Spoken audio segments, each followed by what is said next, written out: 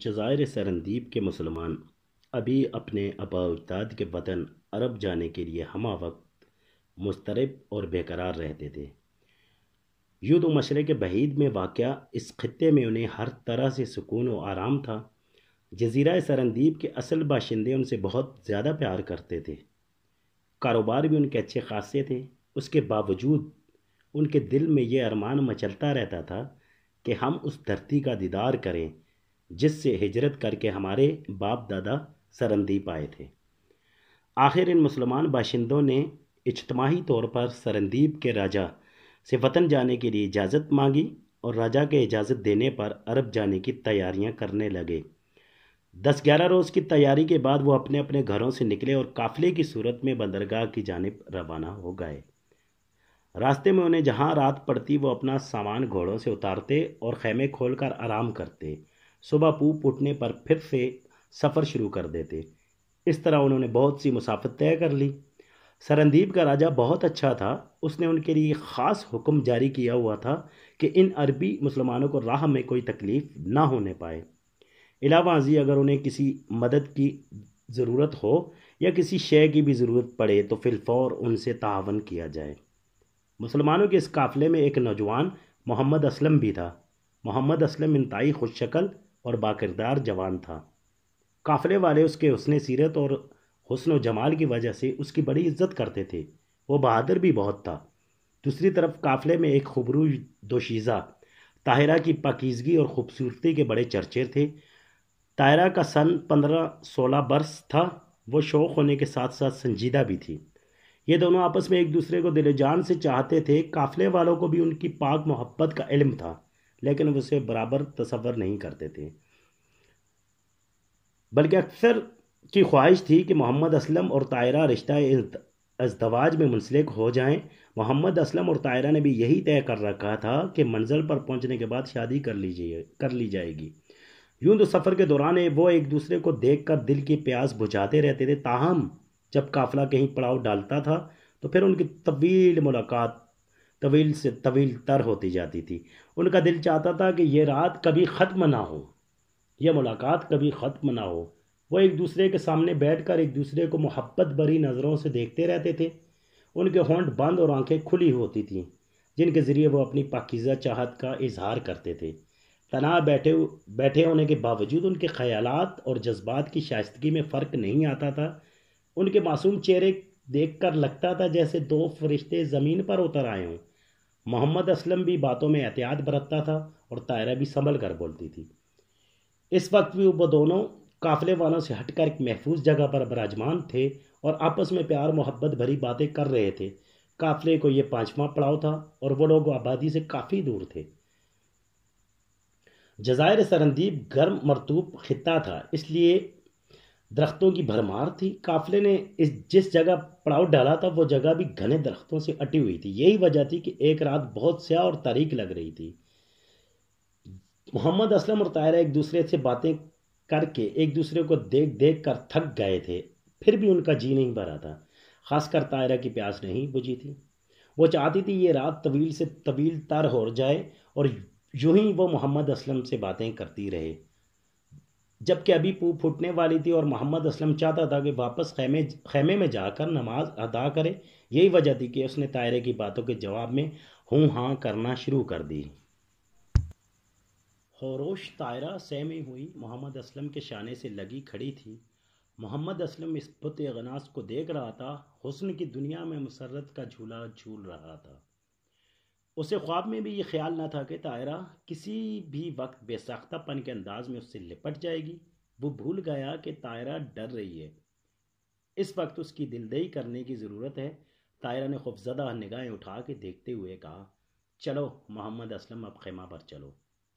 اب محمد اسلم کچھ ہوش میں آیا اور اس نے دلدئی کے لہجہ میں کہا، مت ڈرو طاہرہ، خوف کی کوئی بات نہیں ہے۔ طاہرہ نے کہا، ہاتھی چنگاڑ رہا ہے، یہ جانور بڑا موذی ہے، میرا کلیجہ مارے دہشت کے دھک دھک کر رہا ہے، آؤ بس اب چلیں۔ چونکہ اب محمد اسلم اچھی طرح اپنے حواس میں آ گیا تھا، اس لیے وہ سمجھ گیا کہ طاہرہ ڈر رہی ہے۔ اس نے کہا، اچھا چلو طاہرہ۔ دونوں چل پڑے، لیکن طاہرہ اب بھی اس کے شانے سے لگی ہوئی چل رہی تھی۔ دونوں چلتے رہے اور سامنے کی چٹان عبور کر کے دوسری طرف پہنچے۔ اس طرح بہت سے خیمے نظر آئے جو چاندنی میں سفید سے سفید چمک رہے تھے، بعض کے سامنے انگارے پڑے دہک رہے تھے۔ ان خیموں کے قریب پہنچ کر محمد اسلم طائرہ سے الگ ہو گیا، اور جب وہ دونوں خیموں کے حصار میں داخل ہوئے تو وہ شب بخیر کہہ کر آگے بڑھے اور اپنے اپنے خیموں کی طرف چلے گئے۔ محمد اسلم بڑھتا چلا گیا اور چند خیموں کے سامنے سے گزر کر ایک بلند اور عالیشان خیمہ پر پہنچا۔ اس خیمے کے سامنے آگ روشن ہو رہی تھی اور ایک ادھیڑ عمر کی عورت آگ کے سامنے بیٹھی ہوئی تھی۔ اس نے محمد اسلم کو دیکھتے ہوئے کہا، کہاں چلے گئے تھے بیٹا؟ میں تمہارے انتظار میں بیٹھی ہول کھا رہی تھی۔ یہ عورت محمد اسلم کی والدہ تھی۔ اس نے کہا، امی جان، میں اس کے سامنے والی چٹان کی دوسری طرف چلا گیا تھا۔ اس کی والدہ کا نام حلیمہ تھا۔ اس نے کہا، یہ پہاڑ ہے، اس پر کئی قسم کے جانور رہتے ہیں، تم کو نہتا نہیں جانا چاہیے تھا، کم از کم تلوار ہی لے جاتے۔ محمد اسلم، غلطی ہوئی امی جان، آئندہ نہتا نہیں جاؤں گا۔ حلیمہ نے مسکراتے ہوئے کہا، آئندہ جانے کی نوبت ہی نہیں آئے گی، ہم نے زیارت تو کر ہی لی ہے، اب خیر سے الگ صبح روانہ ہو جائیں گے۔ دیکھو عشاء کی اذان ہو رہی ہے، جاؤ نماز پڑھاؤ۔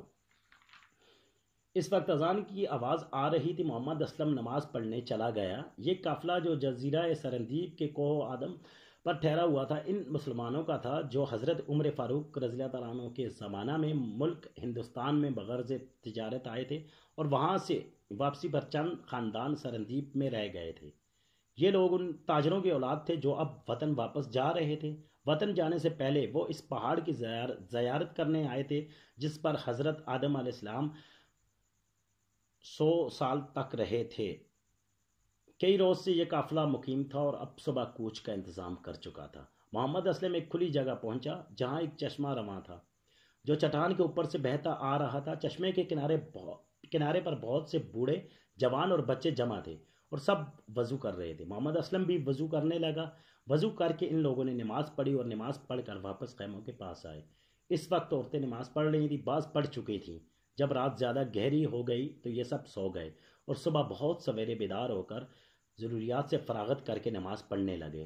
نماز سے فارغ ہو کر خیمے اکھاڑ اکھاڑ کر خچروں اور گھوڑوں پر سوار ہو کر چلے۔ اس قافلے میں 20 مرد اور 12 عورتیں، 10 نوعمر لڑکیاں اور 16 بچے بھی تھے۔ گویا کل 85 افراد تھے۔ سب نہایت خوش تھے۔ وطن جانے کی خوشی ہر شخص کو تھی۔ جوش مسرت میں بہہ جا رہے تھے۔ پہاڑ سے اتر کر یہ لوگ ساحل سمندر کی طرف بڑھنے لگے۔ دوپہر تک چلتے رہے۔ جب آفتاب سر پر آ گیا تو انہوں نے قیام کیا۔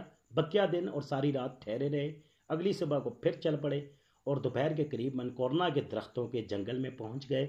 اس زمانے میں منکونا کے درختوں کو کاٹ کر ایندھن یا عمارت کے کاموں میں لایا جاتا تھا، اور آج کل اس درخت سے کونین بنائی جاتی ہے جو ملیریا کے بخار والوں کو دی جاتی ہے۔ دوسرے روز یہ لوگ پھر چلے اور ناریلوں کے درختوں کے بیچوں بیچ جنگل میں جا اترے۔ ان درختوں پر ناریل لگے ہوئے تھے۔ چونکہ یہ تمام جنگل سرندیب کے مہاراجا کی ملکیت تھا اور یہ مسلمان مہاراجا کے مہمان تھے، اس لیے انہوں نے بہت سے ناریل توڑ کر ذخیرہ کر لیے۔ اگلی صبح کو پھر روانہ ہوئے اور ناریل کے درختوں کے جنگل میں گھسے چلے گئے۔ ناریل کے درخت نہایت بلند تھے، ان پر وہی شخص چڑھ سکتا تھا جو کہ درختوں پر چڑھنے میں مشتاق ہو۔ تقریباً 3 گھنٹے تک تو یہ لوگ نہایت اطمینان سے چلتے رہے، لیکن جب آفتاب نصف نہار کے قریب پہنچ گیا تو انہوں نے ہاتھیوں کا ایک غول دیکھا جس میں 15-20 ہاتھی تھے، اور وہ اپنی لمبی لمبی اور مضبوط سنڈوں سے درختوں کو جھکا جھکا کر توڑ رہے تھے۔ سرندیب میں ہاتھی کثرت سے ہوتے ہیں، اتنی کثرت سے کہ شکاری 1-2 ہاتھیوں کو ہر روز مار سکتا ہے۔ مسلمانوں کے گھوڑے ان ہاتھیوں کو دیکھ کر بھڑکنے لگے اور انہیں دیکھ کر مسلمانوں پر بھی خوف طاری ہو گیا۔ ہاتھی ایسا شریر جانور ہے کہ جب کسی انسان، جانور یا چیز پر حملہ کرتا ہے تو اسے پامال کیے بغیر نہیں چھوڑتا۔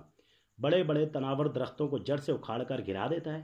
ہاتھیوں کو دیکھتے ہی مسلمانوں نے راستہ بدل دیا۔ عورتیں اور بچے آگے چلے اور مرد ان کے پیچھے ہو لیے۔ یہ لوگ تھوڑی ہی دور چلے تھے کہ شاخوں کے ٹوٹنے اور درختوں کے گرنے کی آوازیں آنے لگیں۔ انہوں نے جب گھوم کر دیکھا تو ہاتھیوں کا لشکر شاخوں کو توڑتا، درختوں کو گراتا ان کی طرف دوڑا چلا آ رہا تھا۔ چونکہ مسلمانوں کے ساتھ سامان تھا، بچے تھے، عورتیں تھیں، اس لیے ان کا وہاں سے گھوڑے بھگا کر نکل جانا ناممکن تھا۔ ان میں جتنے بھی مرد تھے وہ سب ہاتھیوں کا مقابلہ کرنے کے لیے کھڑے ہو گئے۔ صرف 2 جوان عورتوں، بچوں اور سامان کے ساتھ آگے بڑھ گئے۔ ہاتھی درختوں کو تباہ برباد کرتے سونڈیں اٹھائے مسلمانوں کو پامال کرنے کے لیے بڑھے چلے آ رہے تھے۔ مسلمان نیزے لے کر کھڑے ہو گئے تھے، ان میں محمد اسلم بھی تھا، مگر جب ہاتھی اور قریب آ گئے اور گھوڑوں نے ان سیاہ پہاڑوں کو دیکھا تو خوف سے کانپنے اور بدک بدک کر بھاگنے لگے۔ مسلمان سمجھ گئے اگر وہ گھوڑوں پر سوار رہے تو ہاتھیوں کا مقابلہ نہ کر سکیں گے، اس لیے وہ اتر کر کھڑے ہو گئے اور دو آدمی گھوڑوں کو وہاں سے دور ہٹا لے گئے۔ ہاتھی کچھ اس طرح سے بھاگے چلے آ رہے ہیں جیسے وہ ہر چیز کو پھمار کر دیں گے جو ان کے سامنے آ جائے گی۔ ایک ضعیف العمر نے کہا، مسلمانوں، شاید نیزوں سے ہاتھیوں کا مقابلہ نہ ہو سکے۔ ایک نوجوان نے دریافت کیا، پھر کیا کرنا چاہیے؟ ضعیف العمر، ابھی ہاتھی دور ہے، ان کی سونڈوں اور ان کے مستقوں پر تیر مارو۔ ایک اور بوڑھے نے کہا، نہایت مناسب تدبیر ذہن میں آئی ہے، اگر دو چار ہاتھی مجروح ہو گئے تو یہ شاید واپس لوٹ جائیں۔ تدبیر موزوں اور مناسب تھی، اس لیے سب نے ہی پسند کی، اس پر عمل کرنے کے لیے تیار ہو گئے۔ انہوں نے جلدی جلدی نیزے زمین میں ڈال دیے اور کمانیں لے لے کر ان پر تیر جوڑے چلے کھینچے اور پوری قوت سے تیروں کی بارش شروع کر دی۔ ان میں سے اکثر تیر ہاتھیوں کے جسموں میں ترازو ہو گئے اور ہاتھی زخمی ہو کر پورے غصے کے ساتھ تیزی سے دوڑ کر حملہ آور ہوئے۔ لیکن ابھی وہ دور ہی تھے کہ مسلمانوں نے پھر تیر برسائے اور پھر ہاتھی زخمی ہوئے۔